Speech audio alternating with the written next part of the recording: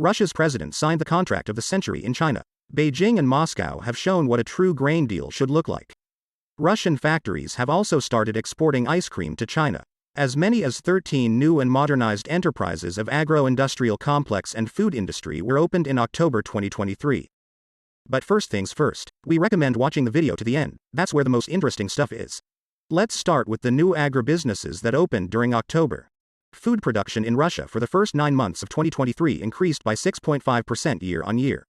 According to the publications of the Made by Us website, in October 2023, 13 new and modernized enterprises of the agro-industrial complex and food industry were opened with capital investments of more than 100 million rubles each.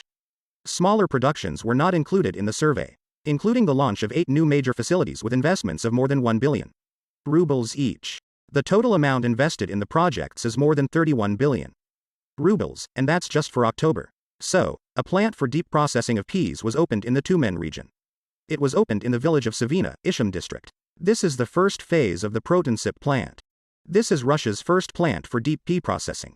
The enterprise will create about 200 new jobs and will process 70,000 tons of peas grown in the region into pea protein isolate, fiber and starch. The launch of the unique plant will allow the Tyumen region to create a cluster of innovation in deep processing of stubble legumes in the Ishim district, where the Aminosip wheat processing plant already operates. Agroholding Yubilini invested 6.7 billion rubles in the project. A robotic dairy farm was opened in the Kurgan region. It was opened in the Dalmatovsky district of the Kurgan region. The project was implemented by Barabinskaya. The volume of investments amounted to 180 million rubles. 2 buildings were built, installed systems of grazing, ventilation, manure removal, robotic milking, milk pipeline, milk cooling tankers.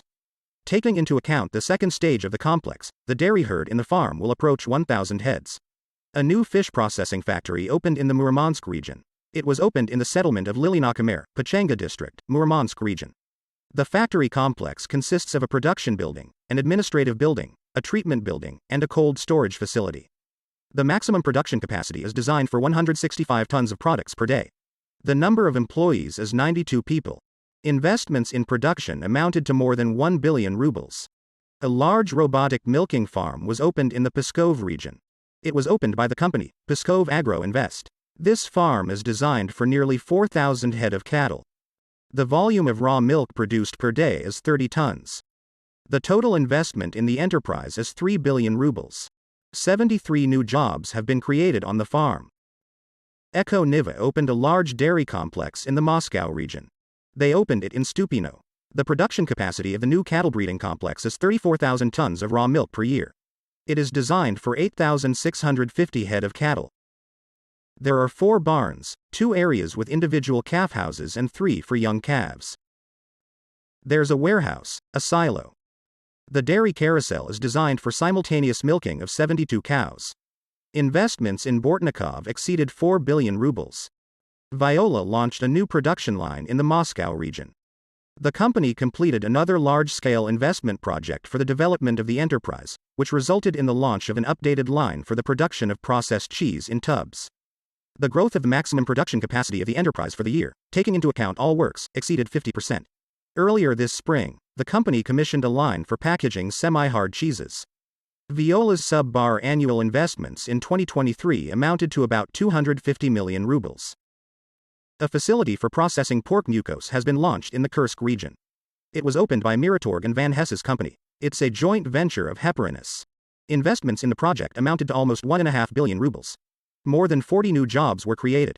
The new project envisages the processing of pork mucosa, the mucous membrane of the small intestine of pigs, with a capacity of up to 40,000 tons per year in the production of the following products.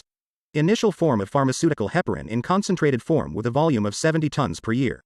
Feed hydrolyzed protein with a volume of 8,000 tons per year. A new sausage shop was opened in Sergiev Posad. Over 100 jobs have been created there. The company has recently completed the reconstruction of the main production building. All equipment in the reconstructed shop is new and modern. It is noteworthy that the meat processing plant earned funds for modernization by issuing bonds and entering the stock exchange. Securities were bought up in a matter of days. This mechanism made it possible to attract over 500 million rubles. A complex for growing and processing salads was launched in Kuban. This complex includes an agro platform, salads from the sea, in the village of Raevskaya, and a plant for processing salads and vegetable products, Belaya Dacha Yug, in the village of Bryahovetskaya. Investments in the project amounted to more than 2.5 billion rubles annually. The salads from the sea complex plans to produce up to 5,000 tons of arugula, spinach, iceberg lettuce, romaine, frise, and radicho. The venture will provide 195 new jobs. A new canned meat production facility was opened in Altai Krai. MPK Altai has mastered a new direction of activity and launched a shop for the production of canned meat with a mass share of meat ingredients up to 80%, which corresponds to the high quality of products. Our own livestock processing allows us to use only fresh raw materials. Design capacity: 1.2 million cans per year. More than 30 new jobs were created at the production facility. The project of the shop was developed by the Engineering and Technological Service of the enterprise. The equipment in the shop is predominantly Russian. A large poultry breeding complex was launched in Sergiev Posad, near Moscow. It's a breeding and genetics center. It consists of 5 production sites and 20 new poultry houses. Here they will raise breeding stock of domestic broiler chickens.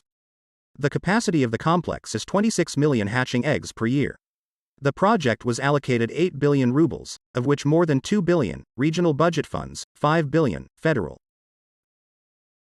A dairy plant was launched in the Vologda region. After the remodeling, it is located in the Gryazovets district. The work started in 2018. The volume of investments exceeded 3 billion rubles. 2/3 of this amount was provided to the enterprise under preferential lending from the Russian Ministry of Agriculture.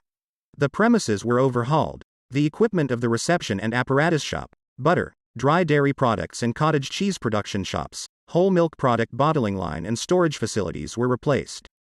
Reconstruction of the production facility allowed to increase the daily volume of raw milk processing from 350 to 530 tons. Kurgan's Agrocleaver launched a 400-cow dairy farm.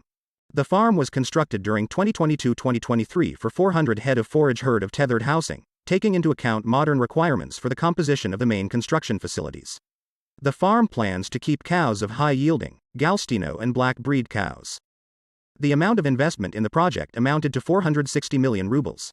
Well, now let's move on to China. Russia's president signed the contract of the century in China. Beijing and Moscow have shown what a true grain deal should look like.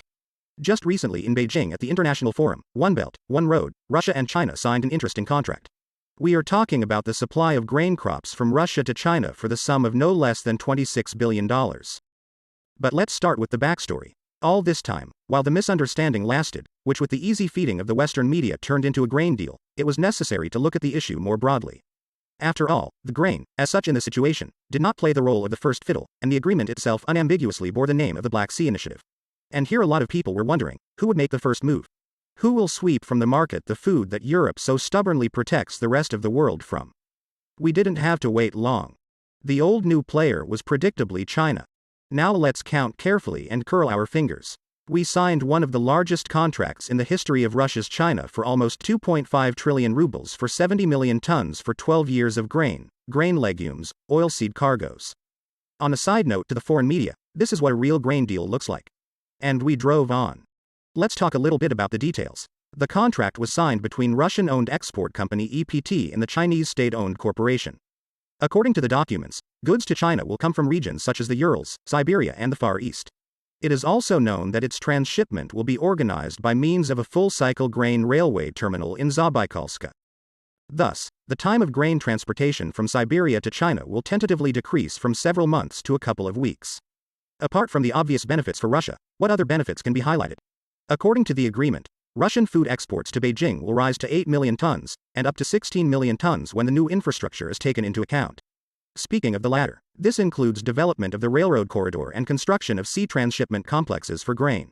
As for China, it seems clear who has truly appreciated the advantage of long-term contracts and is trying to spread this experience to other sectors of the economy. And here I would like to give a fiery salute to Europe with its spot contracts.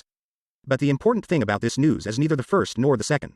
To understand what's at stake here, you only need to look at who are the major agricultural exporters in China to this day. The U.S. exported a record $36 billion worth of agricultural commodities to China in fiscal year 2022, according to the U.S. Department of Agriculture, the price reporting agency for wholesale agricultural markets. Well, as we can see, it's time for a change, and the main thing in the news is that every ruble earned in this sector in Russia is a ruble not earned in the U.S. Well, our ice cream factory has started exporting to China.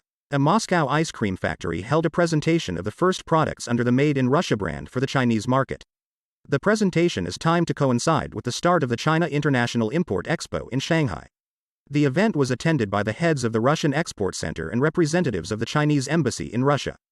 The positioning of BRPE's new product for the Chinese market is based on country promotion under the umbrella brand, Made in Russia. With the support of the REC JSC, Chinese names and trademark were developed, and cap breading packaging was created, including images of elements of Russian symbols and culture. BRPI received the Made in Russia certificate confirming the increased environmental safety characteristics of the ice cream produced and joined the program of the same name for promotion in foreign markets implemented by the REC.